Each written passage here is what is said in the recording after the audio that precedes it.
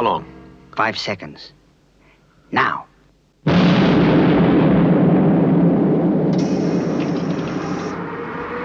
We've done it. The door's opening. Beautiful. Well, let's see just how rich Spectrum are. Oh, thank goodness somebody finally found me. Useless. Junk. Oh, steady on. How was I to know what was inside? You work at the plant where the vault was made? It should have been checked out. Will you stop arguing? Yes, no need for arguments, chaps. I'm very grateful you let me out. I could ask you what you're doing here, though. Like you, we have our orders. Fair enough. I suppose there's any number of reasons 3 gentlemen like yourselves might force your way into the Second National Bank of New York. Are you insinuating I'm drunk? No. Well, no. Let's get out of here. No. Hold on. Look, by way of saying thank you for letting me out of the vault, and we won't go into details about how I ended up in there, how about one of you press the button on the randomiser for me today? Kruger? Isn't that reasonable? Go on. Right. I think this is what you need. Ah, thank you. You see, it selects a random episode for me to watch, and then I have to talk about it. Very interesting, but it doesn't help us. Well, you never know. Useless paper. Okay, Kruger, what have we got? A Spectrum report on the Mysterons. Oh, what, again? Oh, I see. Yes, last week was the original Captain Scarlet, and this week it's the new. It's uncanny. Here's Heist.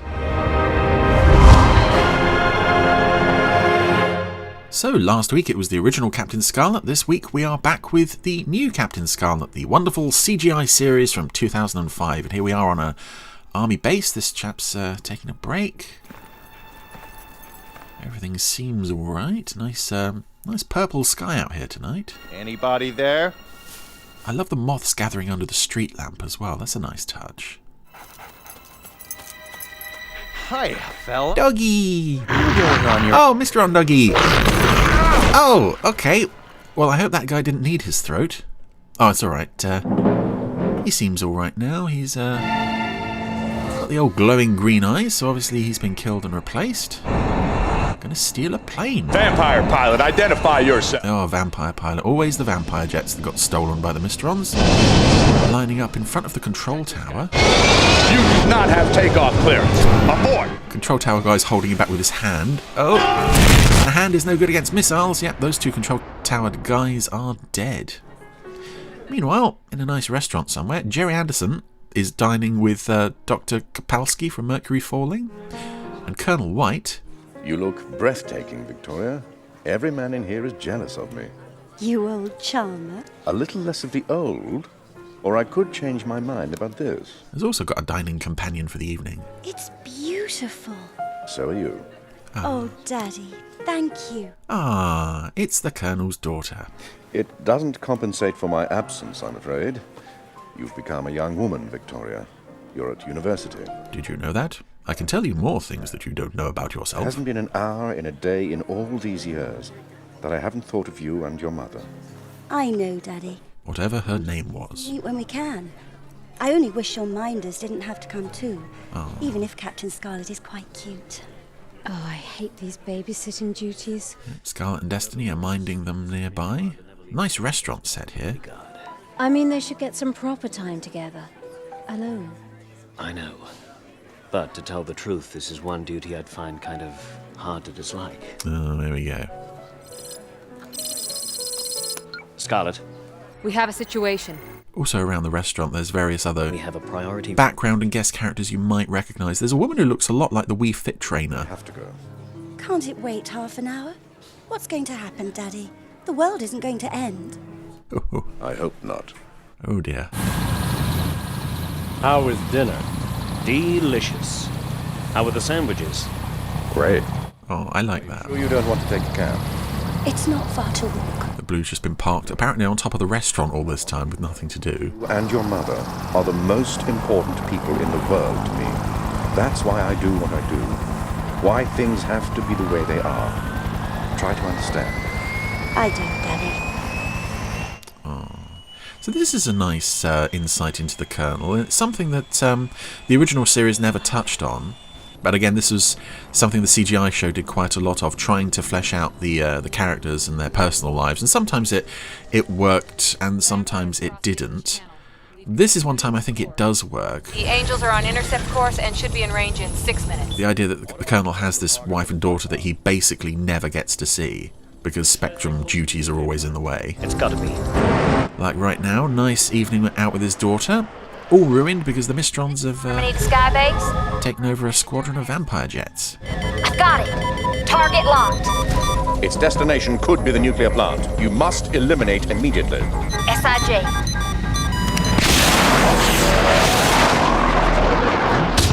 Oh no, it's not a squadron of vampires, it is just still the one. Target is still intact. Yeah, very well armed though. And it's nice as well, we've reached this point in the series where, although we're not seeing any of the other Angel pilots, He has missile lock on me. the model of harmony that they're using in the battle scene here is, you know, in the first episodes, the two-parter, Instrument of Destruction, all the other Angels aside from Destiny were just bald women, identical bald women, and now you can actually see Harmony's familiar red hair under the helmet. The plant in 30 seconds. You must take him out now. Then I'm taking no chances. Okay, girls, let him have it. Also nice to see Harmony in charge of the Angel Squadron. She was almost a main character at this point in the series, and then kind of dropped out of sight a bit when Captain Oka came along. That's it. Target destroyed. Yay, well done. Oh, Scarlet's smiling at Destiny even though she had naff all to do with it. And Victoria's walking home across the bridge, all by herself. This looks very safe. Need a ride, my dear? No, I'm fine, thank you. Uh-oh. That's it. Two chaps have grabbed her on the bridge, stuffed her into the limo, and the limo's away. It's rather a nice touch as well, harkening back to the original series, that London seemed very sparsely populated there, to the extent where nobody really was around to notice her being kidnapped. But someone's noticed. Colonel White has an incoming message from... Oh, Charles. Diana?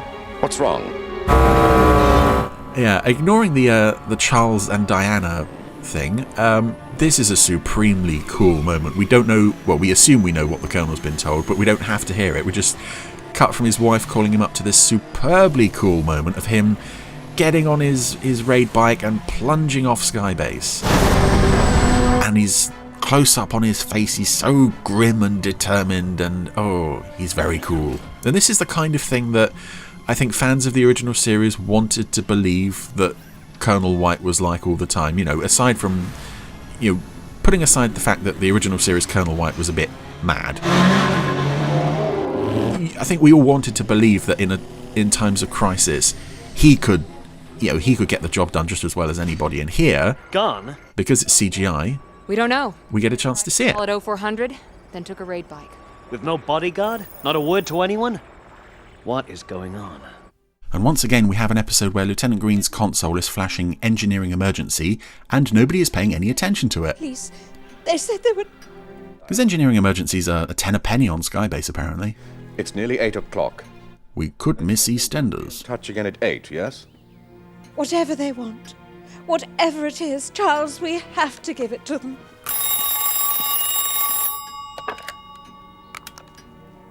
Sir Charles Grey? You made it home, Colonel White. I want to know that my daughter is safe. No problem, Colonel. Daddy wants to say hello. A nice Jeremy Hitchin baddie voice here. Daddy, help me, please. I'm not sure who it is who's playing Victoria. I'm going to guess it's Julia Brahms. First, you have to understand you have to stick to what I tell you. And you don't tell anyone, because we'll know if you do. Go on. At noon, there's an armored express train leaving for Paris. It's carrying $1 billion in gold bullion. What has that to do with me? It's like a fortress moving at 200 miles an hour. Nothing can stop a train like that. Nothing except a Spectrum Rhino. Uh-oh. Uh-oh. We'll take care of the gold. All you have to do is stop it. And you get your daughter back in one piece. I can't. Don't make any rash. And some nice background animation on Diana there, just fretting quietly in the background. No dialogue needed. So meanwhile, Scarlet is going to have a look in the Colonel's quarters. Oh, he's got his own like kitchen area. I hadn't noticed that before. You have one message.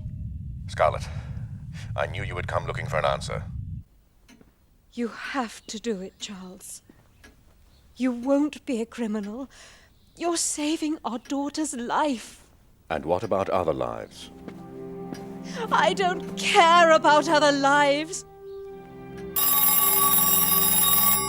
And interestingly, considering they've gone for the Charles Diana thing, Diana is the same age as Colonel White, so she's not modelled on the former Princess of Wales. Good. We'll be in touch. Oh. It's on. Captain Black is there, which we kind of suspected from hearing his voice in the back of the limo. Although if you look in the back of the limo, I'm not sure who it is that we're supposed to see in that back seat. It almost doesn't look human. Anyway. Is Victoria okay? Scarlet and Blue Kidnappers contacted us, as they said, at 0800. have arrived at the Colonel's gazebo. This can be expected. We'll get her back, Colonel. This has to be entirely unofficial, you understand that?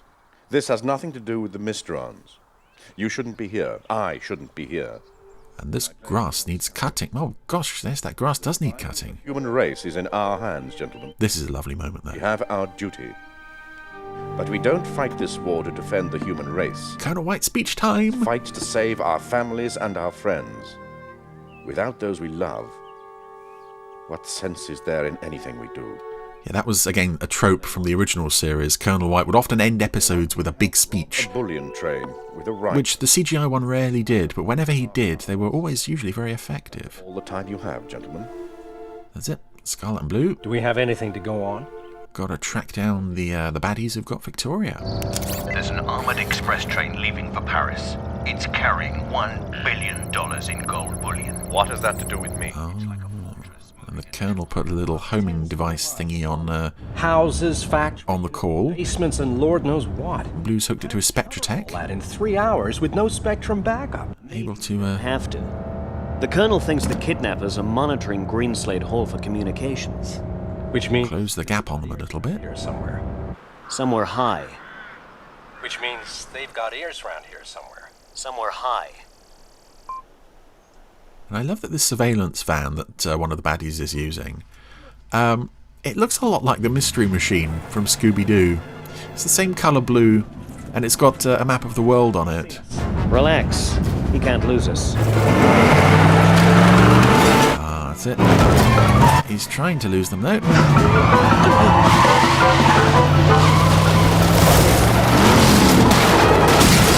And straight into a tree.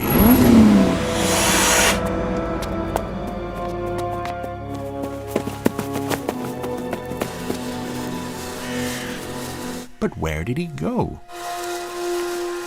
Oh, blood. He won't get far. He's cut his finger. He won't get far. Still nothing from the surveillance vehicle? No. Maybe something's gone wrong. If it has, we adapt. You will ride with White. Make sure he does what he's supposed to. Now hold... I like the idea as well that Black has just hired ordinary human criminals to help him at times like this. No way am I going anywhere near a rhino. He doesn't necessarily need Mysteron help. If Spectrum knows.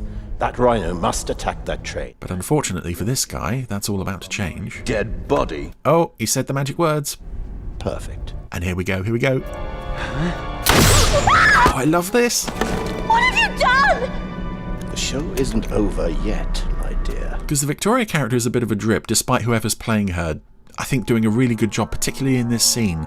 But the horror she's having to witness here, first seeing this man get killed, then reconstructed before her eyes. And she's trying not to look, but as the body disintegrates and starts to reform, you can see she can't take her eyes off it. Oh, it's horrible. Of course, she's tied to the chair with nowhere to go. What are you? Oh, that's it. The baddie guy is now a Mysteron. Meanwhile, our van driver with the bleeding finger is leaving a trail of blood for Scarlet and Blue to follow. We've now found him in a barn. A favor, pal. Throw the gun down. while Blue distracts him, Scarlet can jump on him. Careful, guys. He has got a bleeding finger. Oh, now he's got a sore tummy. Beautiful.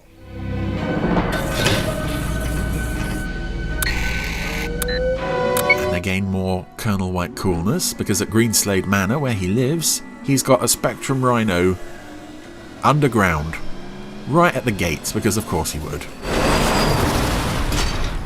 How long do you think it'll take her to get over you? What are you talking about? She's never gonna see you again. You know that.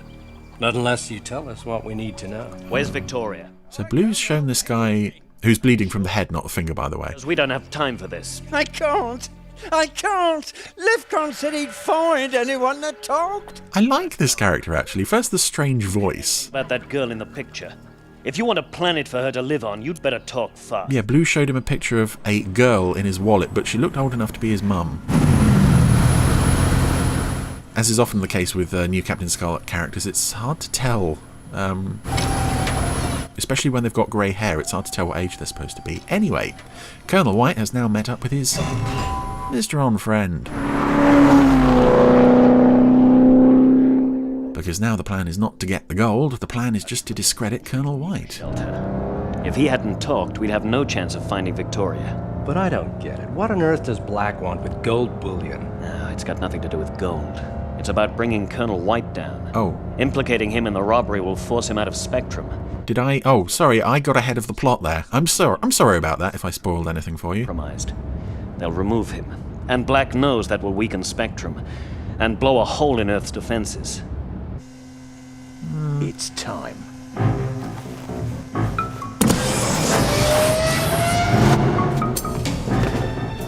So now Scarlet and Blue are heading into this, oh, I was going to say it's a sewer. Oh, there are rats! I love seeing CGI animals in this show. The dog earlier looked really good. Now we have these little rats running around. And now we wait. Not for long. And what if I decide not to? You won't. Oh, that's it. The Rhino's parked on the bridge, waiting for the train. Time. Oh, lots of rats. Lots of rats. And here she is. These aren't just kidnappers. One of them killed the other and then... Scarlet and Blue. Howdy do. Clever. Stow it, Adam. It's a hologram. He's got us on camera. Sorry I'm not with you in person, but I didn't expect the Colonel to play by the rules. And it doesn't really matter now. By this time, his fate's sealed. And so is yours. This place is rigged to blow. Come on. Are you hurt? No. She's not hurt, but she is kind of useless. Is she going to fall over? Oh, there she goes. Oh, dear. I'm not sure if that's me remembering or just assuming that this character is such a drip that that's the sort of thing she would do. But, oh, racing away from the explosion. Get down. Oh, that is a supremely cool shot. I'm actually not sure where they were holding Victoria now. But there's no time to worry about that. We have this gorgeous shot of the train steaming towards the Rhino. I said fire the missiles! And a nice touch with this baddie character. Got her. Victoria. He's got one gold tooth. And speaking of gold, it's time for the Colonel to get out of the Rhino, plunge it off a cliff. That's it. So there's now no chance of the Rhino hitting the train. Train might hit Colonel White. There he goes. Go! Oh. That is an awesome shot there. I don't think the animation on the Colonel is quite as fast as it should be, but it just missing the Colonel by like half an inch is very cool. Well, Mason, tell me. The test is negative. You've got your daughter back, not a Mysteron replicant. Ah, yes, of course, that would be the man replicated. The main worry in this case. Too much, Colonel. We'll have to put her down. I'm sorry you had to go through this, that you saw what you did. What happened to me?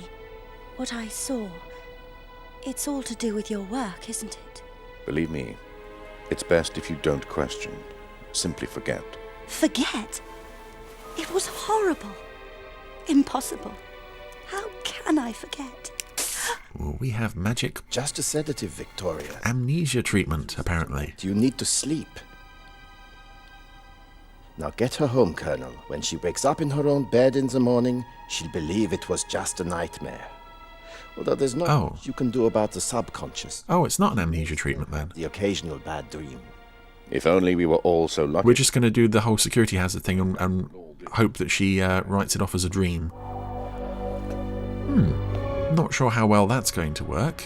But it does, again, address a point that I mentioned last week with how much the civilian population actually knows about the Mysterons, and in this case, with that scene, it's clear that Victoria knows nothing about them, so we can assume that the rest of the population knows nothing either. Anyway, that was Heist, and that's another very good episode of New Captain Scarlet. Not one of the absolute greats, but it is nice to get more of a focus on the Colonel, more of a focus on the family life of a Spectrum member, and yeah, some lovely, really brutal moments of horror, and that lovely stuff on the bridge with the train.